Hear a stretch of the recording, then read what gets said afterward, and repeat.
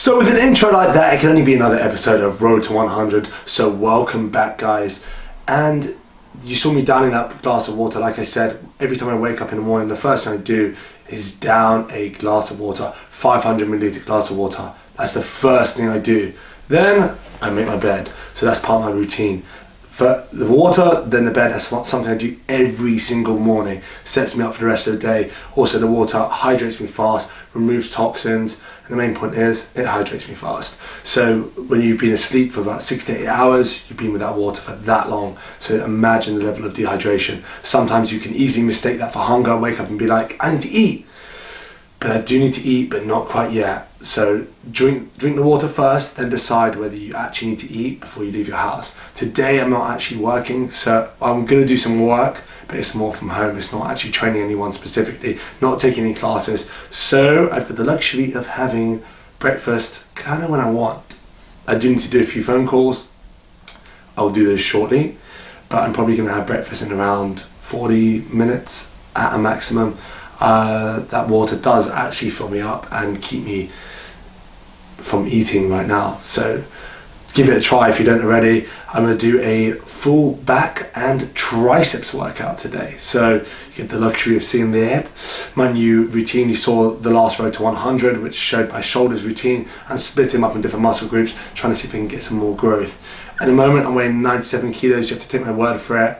I'm not going to weigh myself. I've changed around my macros slightly. So my protein's sitting at 25%, my carbs are sitting at 25%, and fat 50%. The only thing that's changed is my protein's up by 5%, my fat's down by 5%.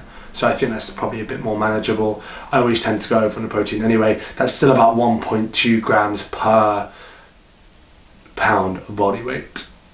Roughly that anyway, but I won't eat exactly 25%, I might eat 22, 23, doesn't really matter. The main point is the calories are still more or less the same as well, 4,220. So stay tuned and find out what I eat for breakfast. Mog, do you always start your day with water too? Yes? Do you? I'll take that as a no. Just hate it when that happens. One stubborn egg you touch and it breaks and it won't come out the box. Sainsbury's, you're trying to steal my gains. So as you can see, my breakfast consists of eggs. I have 5 eggs, I have 1 turkey sausage, I have some sauerkraut, bringing out the German in me, and pickles, also bringing out the German in me, some avocado, and I top that with olive oil. And the thing with pickles and sauerkraut, any fermented foods really, they're high in probiotics, so they aid with digestion, they're good for your gut, so I do encourage you to eat them as much as possible, especially fermented foods over actually taking probiotic supplements. But you can mix in the two if you don't like sauerkraut for some weird reason. Anyway, I cooked the eggs in ghee, so I used Ghee Easy. No, for the last time, I'm not sponsored, but I'll drop the link in the description. So what ghee really is clarified butter. So I will do a whole video on the health benefits of ghee. There's just way too many. Basically, it's got no casein in and it's got no lactose in. So for all of you that are lactose intolerant, do not worry. It makes your eggs taste great, but all in all, it's a very, very healthy option to fry with. Really high smoke point as well, and high in butyric acid as well. Butyric acid helps build the cell walls in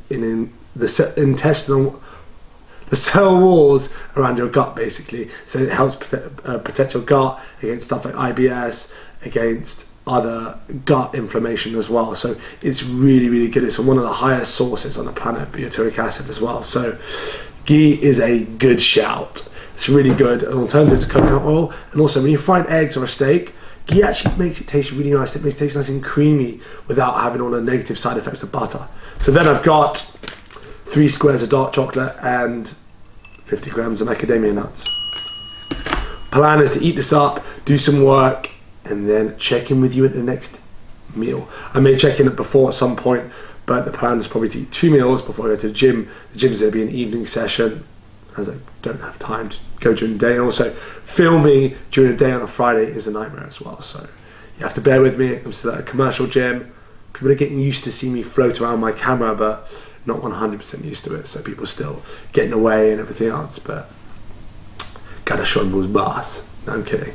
Just need to be a bit mindful that people don't want to be in the back of shots and everything else. So if you are filming in the gym as well, let me know your experiences if you have any specific ones. But filming in a commercial gym is difficult.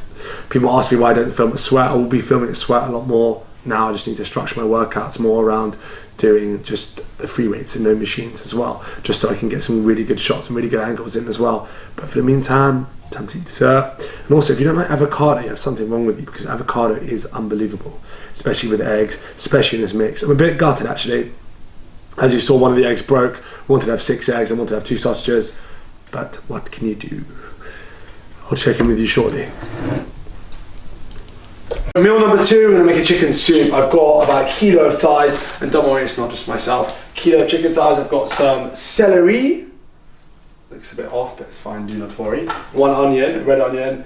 Got some ginger as well. Don't have garlic, unfortunately, but some soy sauce, some coconut oil, by the body sauce, and also some green pak choi. And also, lastly, cider vinegar. I'm going to put all this together. I'll drop the full recipe in the description below. But I'm going to put all this together, show you how it looks. Maybe get a few shots of me actually cooking it.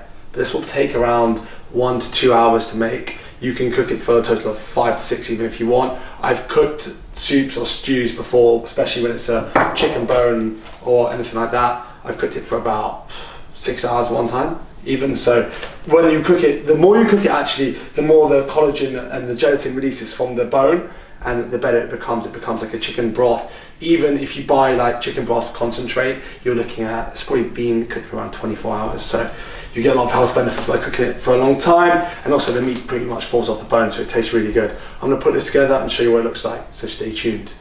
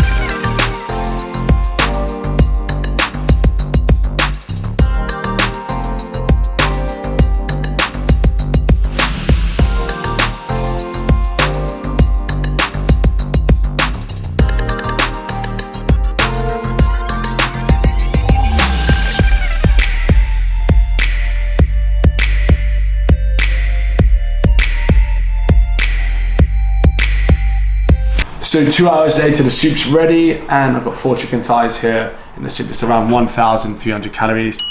I'm not sure exactly, but the full macro is on the screen. So I'm gonna eat this and I'll wait probably around 2 hours and a bit, then I'm gonna hit the gym. So stay tuned and wait for my gym workout. Quick taste test. Yeah, that's good. That's really good. It's been 2 hours since that last meal and I'm ready to gym. Got these Super Nitro by Monkey Nutrition. Gonna give them a shot. They've got mainly L-arginine, some orethine, some glutamine, and some more arginine in as well. I'm gonna give them a try. I did the other day when I did legs, but I don't know if you or anyone listening to this feels the same way, but when you train legs, you feel the pump is just, I mean, you feel it obviously, but you feel when you take pre-workouts or anything like that, it's just not as noticeable. Do you know what I mean? Well, anyway, I'm gonna give this a try. I'm gonna take 3, well, the taste says take 3 before and 3 after. I might do 6 before. Nah, I'll take 3 before and 3 afterwards. I will check in with you shortly after the gym, but for now, enjoy the workout and I'll see you soon. So the back and biceps routine. This is my full routine. I always start with bodyweight exercises. So if I'm doing triceps, I'll start with dips. And in this case, back, starting with pull-ups. So here my grip is a bit wider than shoulder width apart. I find when you go wider, you work more of your upper back and your lats. When you go a tiny bit narrower, I don't know, everyone says different when it comes to pull-ups, but that's what I find anyway. So give it a shot if you've never done the narrower grip, just a tiny bit wider than shoulder width. Second one, incline rows. I really like this exercise because you can truly isolate your back. It's similar to the machine. The machine pulls, but you get more of a stretch, and you're not stuck in one position. If you want to bend your elbows in a different way, you can. If you want to move the weight up in a different angle, you can really control it as well. That's why I like this exercise. And then finished off with these corner single arm rows. These are also a good substitute for doing just normal bent over rows. So use the landmine. As you can see in my gym, the landmine's a bit dodgy.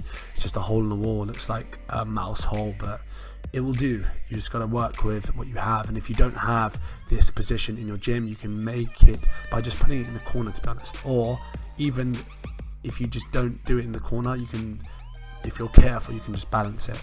Just because the way the bar pivots when it's got weight on one side, no weight on the other side. So those are the 3 exercises I did for my back. Then went on to triceps, tricep extensions, a nice warm up first. Just getting the blood flowing, getting the triceps nice and warm, ready for the main set. I find with the triceps, my strength has gone up quite a bit as well. Obviously, since injury, my triceps and my chest were mainly impaired, but also my back was quite weak and my shoulders, but all good. So my main set, I think I worked up to about 17.5 or 20 kilos, just really controlling. Make sure you squeeze out on the bottom motion, make sure the chest is up, and just tilt the hips back. You can either put one foot forward or put both foot forward. If you put both feet forward, then you can just put your hips further back. That's it. So it's completely up to you. I just like to put one foot forward and wrap the cables around my leg. And then the second one, the tricep extensions. These I felt a bit weaker on, I'm not gonna lie. As you can see, I'm adjusting my stance. It's hard to get good stance here because when it comes on the bottom, you'd ideally need the pulley to come from just a bit before the bottom, not the bottom. Anyway, hope you enjoyed this workout. Leave any comments below if you have any questions, and I'll see you soon. So the time is 9:30. It's time for my post-workout meal for something really basic. Just literally steamed chicken and about 300 grams of rice. That's 300 grams of soaked rice. Remember what I said about the arsenic? Rice contains arsenic, so I recommend, first of all, buying organic, and second of all, soaking it, and then washing it removes the arsenic. I soaked overnight, but you can soak for anywhere up to 8 to 12 hours, and it actually cooks a lot faster when you soak it. If you're buying the pre-bought rice, the packaged rice, you may have the problem with arsenic. I don't know how they cook it, but you probably will. But if you're eating rice a lot, it's best to soak it yourself and cook it. Even if you cook it in large batches and end up using it over 2 days instead of 1 day, it's up to you. But I like to vary my carb sources. Sometimes I've rice, sometimes potatoes, sometimes buckwheat, whatever. Anyway, full day of eating complete. Sorry, the rabbits are moving around in the background. 259 protein. I changed my macros around, like I said. 272 carbs, a bit over on the carbs, and 239 fat, so a bit over on the fat as well. I went about 40 calories over today, but that's completely fine, especially when you're bulking. I'm gonna wrap this video up, so thanks for tuning in. Click that thumbs up, well, smash that thumbs up, and also subscribe if you haven't already for future videos. And until the next video, keep pushing those limits.